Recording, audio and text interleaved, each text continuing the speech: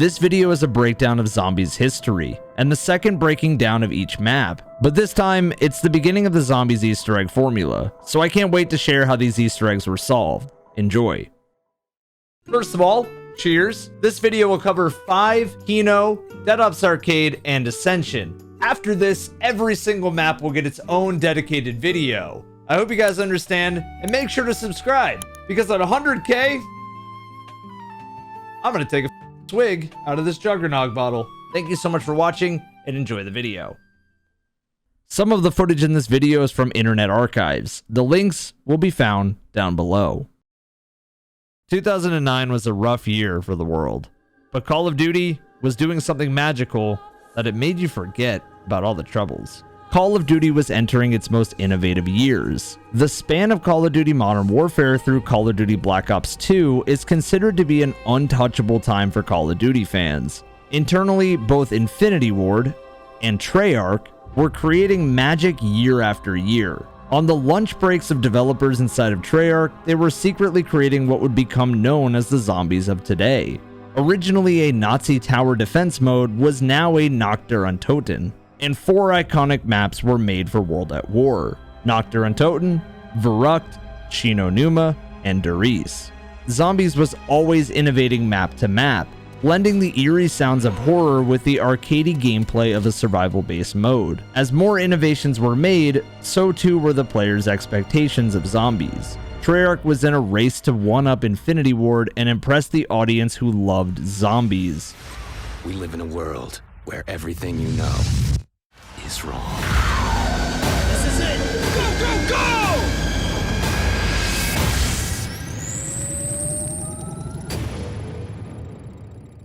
Treyarch looked to push past the days of World War II and instead deliver a take on a period of time few games were delving into: the Cold War. There is a reason, after all. The Cold War isn't exactly over. The Actman discussed in his video series on these games that Call of Duty was always ambitious in this innovative era. In his words, and you'll realize that Call of Duty Black Ops might have testicular cancer because their balls are fucking huge. Black Ops nearly started another war in its mission depicting the assassination of Fidel Castro. Nobody seemed to pay attention to the fact that in the mission, the player kills someone that is set to look like Castro and fails the original plan. But it's not like Fidel Castro is a made-up character or that he was dead at the time. No, in fact, he was only 2 years out of his time as Prime Minister of Cuba when the mission dropped. The point is, history was brutal and is brutal. Yet Treyarch wasn't afraid to put you right into the story. This is it. You ready to make history?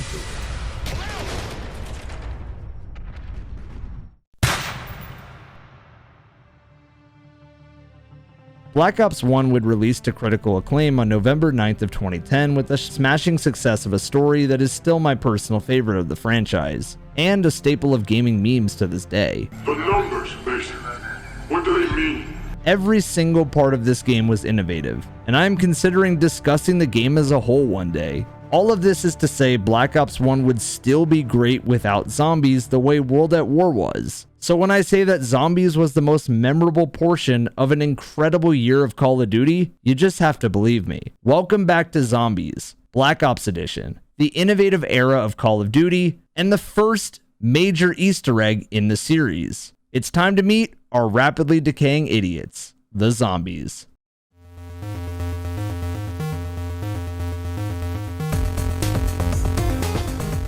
Dead Arcade was a fun top-down mode for zombies fans that wanted a classic of round-based fun. It offered co-op, a ton of power-ups, and just a lot of laid-back fun. It wasn't my favorite, but there were levels referencing World at War, and the levels consistently became harder with some cut content from Kino and Ascension, like an engineer zombie boss that was supposed to be in Kino Der Toten. And the final boss at level 40, the Cosmic Silverback Gorilla, which fans thought was going to be a part of Ascension. I don't have a lot to say about Dead Arcade, but on PC with console commands, you can play it in first person, so that's nice. Now, back to the zombies most of us know.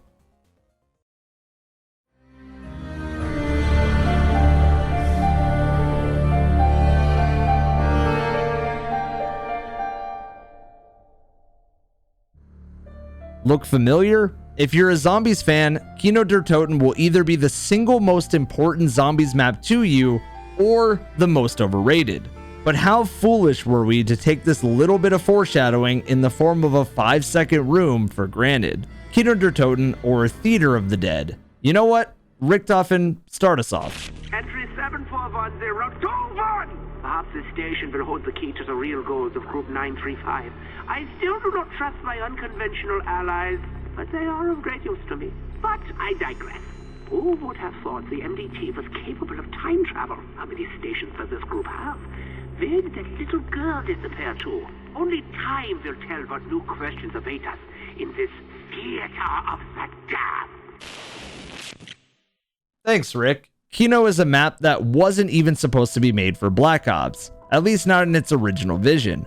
This is a World War II Nazi theater placed in the world of Black Ops Cold War setting, and it's widely discussed as the most known map, making it a lot of players' favorites. But did you know this was directly inspired by the blown up theater in Inglourious Bastards? I know this map is pretty basic by today's standards and laughed at by the Zombies community for journalists ranking it as the best map, but just because it's a meme doesn't mean Kino was bad by any stretch. Activision clearly scrapped the idea of another Zombies map in World at War, and Treyarch obliged by making Kino set in World War II with a nice blend of both eras. Group 935 has yet another facility of experimentation, and this time it's up to our main cast of characters, Tank Dempsey, Nikolai Belinsky, Takeo Masaki, and of course, Edward Richtofen, to journey through time and save the day. The map was a nice step up for a beginner map instead of Kino Der Toten,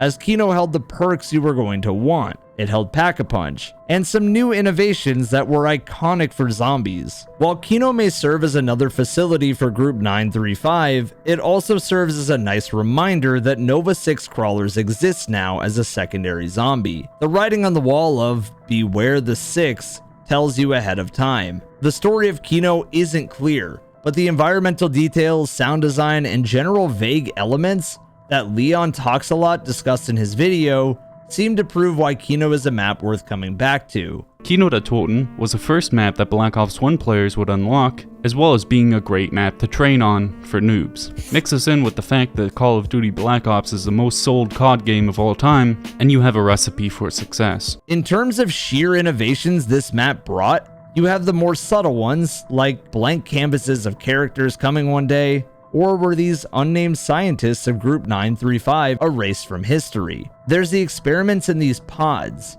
meteorite pieces scattered, and in the Pack-a-Punch room a nameplate saying Dr. Maxis next to a meteor piece. There's these hidden radios and film reels you can find by teleporting through the Pack-a-Punch to other rooms. Speaking of teleports, the developers could have shot you right back after Pack-a-Punch, but they didn't. Instead, you sit in the projector room and have a countdown clock to exit. After the clock strikes midnight, you are sent to 4 potential locations: a normal bedroom, which we discussed earlier, a bloody Teddy version of the room, a dentist's office, and the Pentagon. The subtle innovation isn't just in the small rooms leading your attention to pick up the film reels for the story. It's in the environmental details for fans of Dr. Maxis, Samatha, and Richtofen. With the help of no clipping, we can see those details in the rooms, because normally you'd only be here for 5 seconds, then teleport out. In the normal room is a wooden model with the main cast on it. Some have called this Doris's layout, but I don't really see it. There is the screams from the dentist chair reminding me of Verrucht all over again, and the Pentagon room is a nod to 5. But the rocket in this room would tease Ascension, Zombies' first DLC map for Black Ops, and our very first major Easter egg. The red teddy room, you have to pay very close attention and turn your sound up.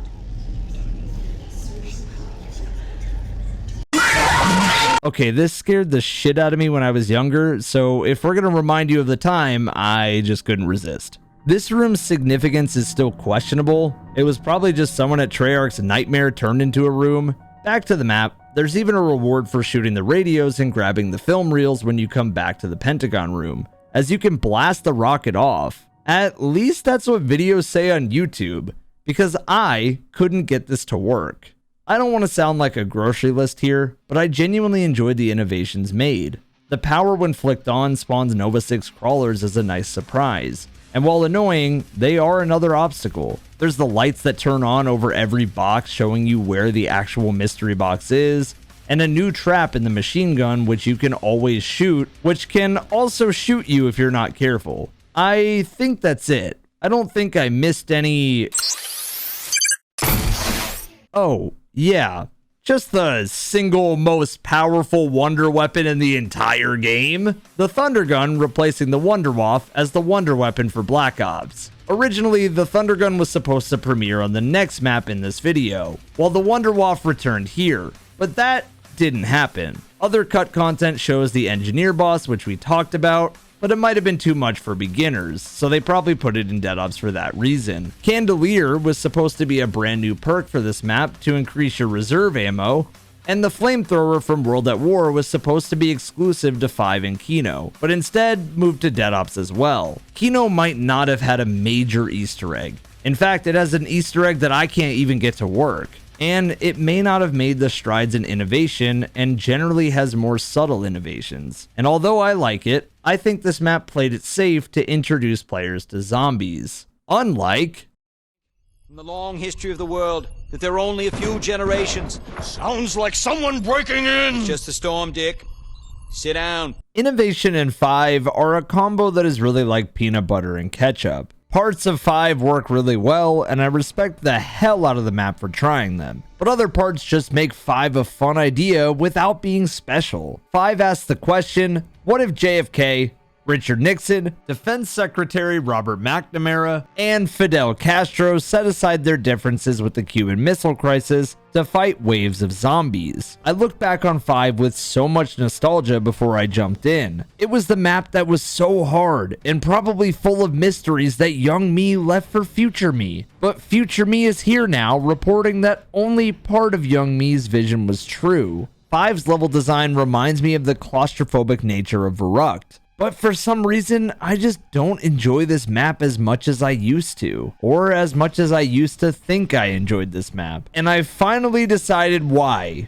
Okay, there's a few reasons. But to start, the wonder weapon is just bad. Look, I'm not pointing fingers. Okay, I am pointing fingers, but they're not sharp fingers. The wonder weapon was supposed to be the Thunder Gun for the map, and I'm sure the level designers took that into account when designing 5. But with the Winter's Howl here instead of the Thunder Gun, the map becomes less interesting because this gun is handicapping your high rounds. On round 30, it takes more than 5 full hits to freeze a single zombie. And on round 34, it takes the full pack-a-punch clip of 9 shots to kill a zombie. The effect from the freeze is really neat looking, and it's good to slow down zombies, but it just has this massive cloud of freeze, and isn't great other than some fun. What I can appreciate from the box is the ballistic knife and crossbow pack-a-punched. These were also in Kino, but I never really talked about their utility. The crossbow becomes its own version of monkey bombs, but at the cost that the weapon slot will be used for utility, so it's best suited for team play, and the ballistic knife instantly revives a teammate if you shoot a downed one. It's neat stuff. Besides the wonder weapon and some tight spots to never really be accommodating high round zombies, I can't fault the map for much. In fact, I give this full credit for trying new things. For starters, you can jump through all of the large windows in the basement by crouch jumping, and the teleporters add a new element of fun once the power is on. The way to get to Pack-a-Punch is also iconic, with DEFCON raised to level 5, then jumping in a teleporter. I think we can all agree the silence of being able to Pack-a-Punch, followed by the doors blasting open to hundreds of zombies, is the best moment of the map. 5 is missing one thing though, the horror. Warning. Breach detected on level 3. Initiate security protocol 115. Okay, this is nightmare fuel. The Pentagon Thief was 5's new take on a dog round. Everything about this guy is freaky. Is he a zombie or not? Why does he run like that? And why does he choose not to kill you, but to steal your weapons? How come only the player he's chasing can see him? For everyone else, he's just a cloud of red numbers. But he's always trying to steal your weapons and run away before you get him. I always loved that if you killed him before he stole anyone's weapons, he dropped a bonfire sale, which automatically maxed DEFCON to level 5 and made a pack-a-punch weapon only cost 1,000 points. There's more to learn about the mad scientist later, but for now, there's an Illuminati symbol on his jacket.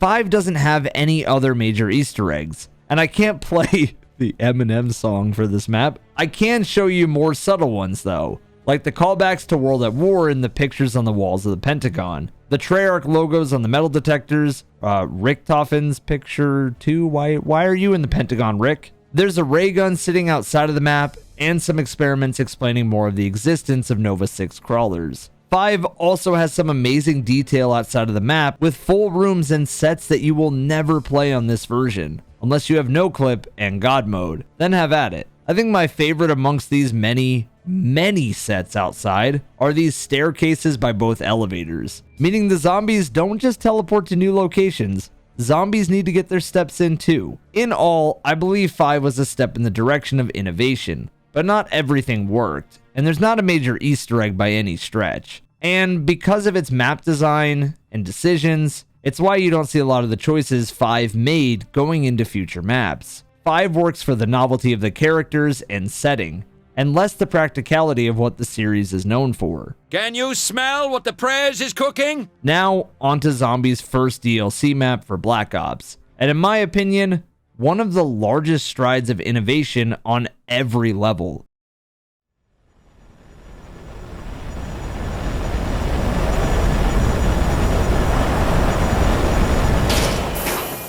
Main power offline. Auxiliary power activated. Yeah, I'm almost out of vodka. I mean, no power! Ascension, it just aged like a fine wine. Every single facet of this map is something new. And there's ideas in here that Call of Duty would never do again, like the black and white to turn on the power, and as far as I know, the monkey round, but I didn't play the very late entries in the Call of Duty series. I don't know, monkeys might be back. Who knows? This map places the player in Soviet Russia at an abandoned cosmodrome, and this time the Ultimus crew are back to actually accomplish a story objective. This is the first Easter egg that follows a step-by-step process to progress a story. On Derice and Kino, it was more subtle context clues and the foundation of a story being built. But on February 1st of 2011, there was actual progress that you could impact. See, this map has all the features that innovated Zombies. PhD Flopper giving you the ability to dolphin dive for no damage and an explosion at the end of it. Also no fall damage and no explosion damage. So Mustang and Sally were no longer a trade-off weapon. Stamina Up was a must from this map onward for much longer sprint and faster movement. The Matryoshka dolls were not only fun for the novelty of the explosions and having the crew's face on them, but you could even find others around the map as a fun Easter egg. Hi, Dempsey! Oh, you look just like my sister. Your eyes are empty, Takeo. I hate you, Richtofen. You ugly American. I will not work for you. Oh, the Emperor! Good day, Doctor. Big Dempsey, you're so big. Ah, don't breathe on me. Oh, hi, Takeo. Stop tickling me. Hey, good looking. Your breath smells like death. Hey, what's up, Tak? You suck, Richtofen. Gersh devices were these weird black hole portal grenades that are important for the first Easter egg, so hold on to that one for now. But the Matryoshka dolls and the Gersh devices were this map's new wonder weapons. And I say good. No more Winter's Howl on this map, and the Thunder Gun is back. And this map already has enough new that enjoying the Thunder Gun again felt fresh. Ascension started the map in black and white until you turned on the power. But by turning on the power, you're also priming the rocket to begin step 1 of a launch sequence. Main power online. Auxiliary power deactivated. Rocket approaching test position. Initiating Luna navigation systems. Awaiting security protocol 13255. It's an interesting concept that the power being flicked on is what makes Zombies more rewarding while also more challenging. Kino's power spawned Nova 6 crawlers, and 5 let the Pentagon thieves spawn. Ascension's power primes the rocket, but it also begins a potential monkeys round with lunar landers falling from the sky and monkeys trying to kill you and steal your perks. If you don't let them touch a machine, they drop a free perk. But power did one more thing.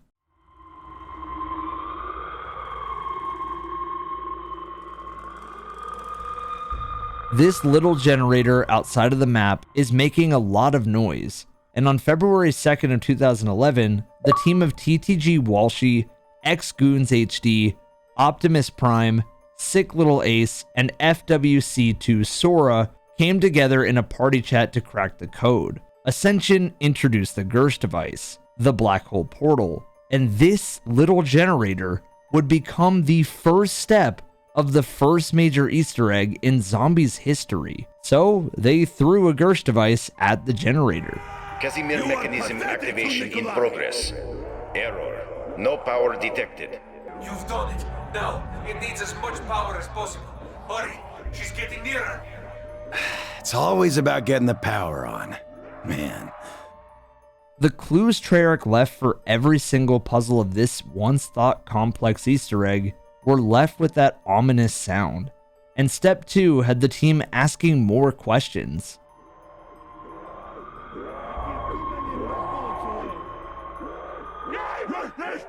Power rerouted to Kasimir Mechanism. Node 1 activated. Pause. Okay, 2011 Illuminati obsession was everywhere. You just couldn't get away from it, and you're going to see a lot of reference to them in Zombies. The voice follows up. 3 more. No, stop it! Step 3 required a monkey round to complete the step. And while we wait for the monkey round to spawn, I want to remind you guys about this. Whatever this was, it was also new.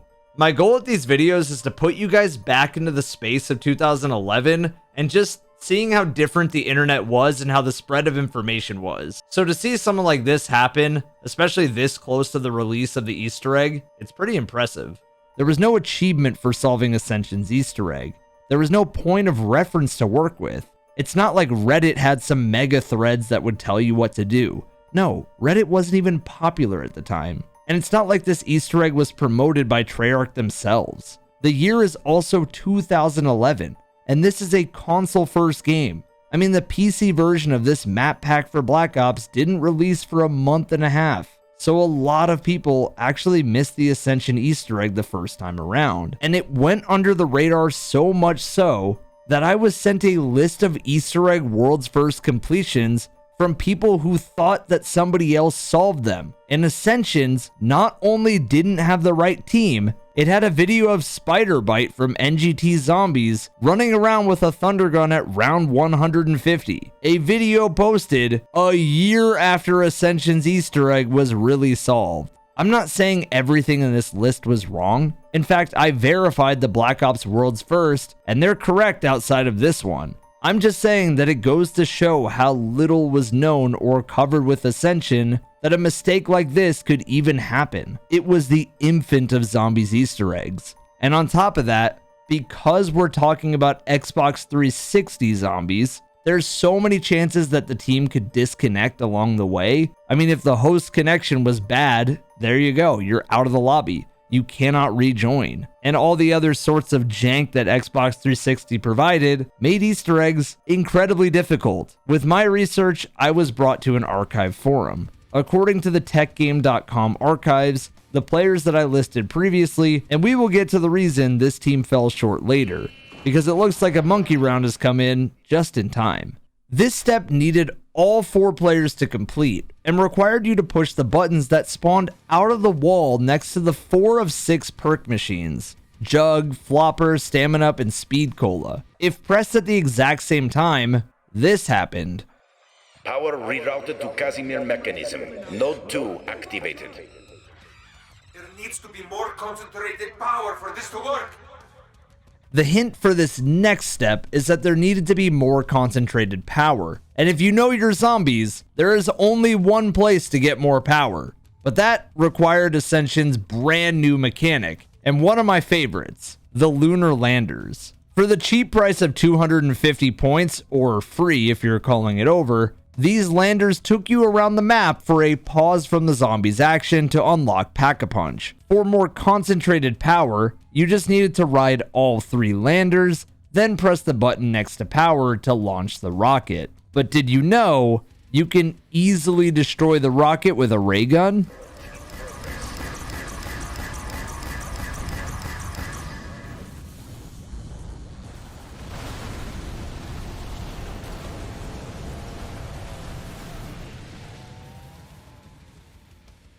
This drops a double points and is another reason I love Ascension. Small details and rewards for your thinking go a long way for something considered simple by today's standards. Now that Pack-a-Punch is unlocked, the next step's hint is a clock with ballistic knives as the hands, giving off that sound again. This time, you just need all 4 players to stand and defend the plate in the center of the missile silo for 1 whole minute. When the clock strikes midnight, you're done, and a nuke will go off, killing the crawlers, or as Mr. Dalek said in his video back in the day, alright, and once the clock happens, there'll be a nuke explosion that will kill all the cripples that you have.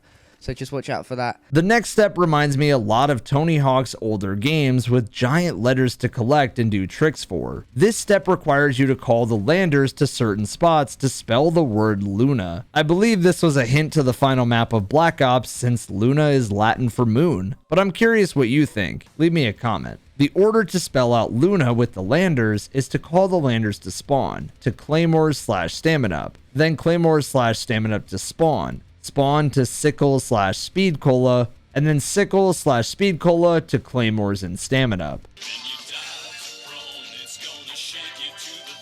Power rerouted to Kasimir Mechanism. Node 4 activated. Full power achieved. Kasimir Mechanism is active. Quickly, open the port.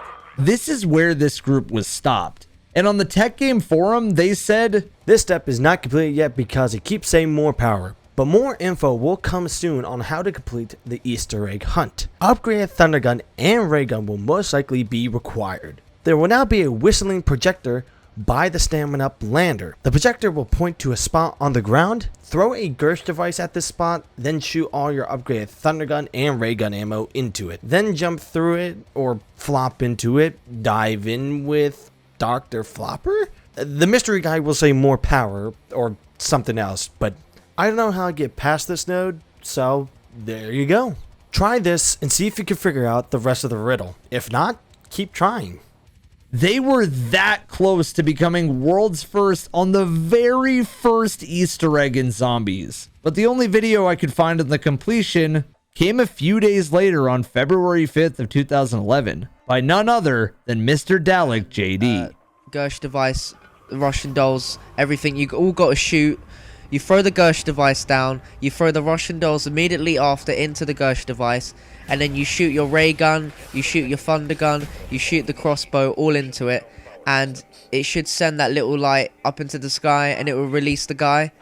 And you will all get death machines. These aren't infinite, these only last for 90 seconds, and 90-second death machines versus what zombies would become with massive story cutscenes and true endings of the maps. Dalek found that by using a Pack-a-Punch ray gun, a Pack-a-Punch crossbow, a Pack-a-Punch thunder gun, a Gersh device, Matryoshka dolls, and unloading all of this on the light, it was enough power to finally free the ghostly orb. Ascension's story tells us about the betrayal and fills in missing pieces of 5. But keep in mind this story was background and intentionally vague for Black Ops 1. Dr. Yuri, the Pentagon thief, and Dr. Anton Gersh, the voice of Ascension, were both a part of the Ascension group for the Soviet Union. Samatha invaded Yuri's mind and the facility, triggering Yuri to betray Gersh and Gersh to use the device, splitting them all apart. Yuri was insane and against his own wishes ended up in the Pentagon. Samatha disappeared as well, and Dr. Gersh was trapped until we finally freed him. Ascension, much like other Black Ops 1 maps, was focused on having the story in the background for you to enjoy if you sought the extra time. But for the first time, there were team-involved steps to seek out a proper reward and a proper answer. And ladies and gentlemen, it only gets better and more complex from here. If you guys did enjoy this deep dive into the Zombies maps and you're looking forward to more, please consider subscribing. I know I've said it like 100 times and I'll probably say it 100 more throughout the whole series, but it really does help me at the end of the day and just helps me know that I'm doing something right around here. I will plan on making a video of every single story in the meantime. Thank you so much to Freckleston, Krups, and Noah J for pointing me in the direction of helpful Easter egg sources. Big Papa Shax, Kaiser, Mr. Puffins, Baconator, thank you for filming with me, and my editor Preppy Uniform 6 for making these shots, story, and music come to life. And finally, Thank you for taking the time to watch this far. I love zombies with my whole heart, and I can't wait to talk about it more. Next time on Zombies Easter Eggs. Call of the Dead is the only map that never got a proper remaster, even if it was referenced. This Easter egg is mind-blowing! Oh my god, that's so sick. All that and more on the next episode of Call of Duty Zombies Easter Eggs.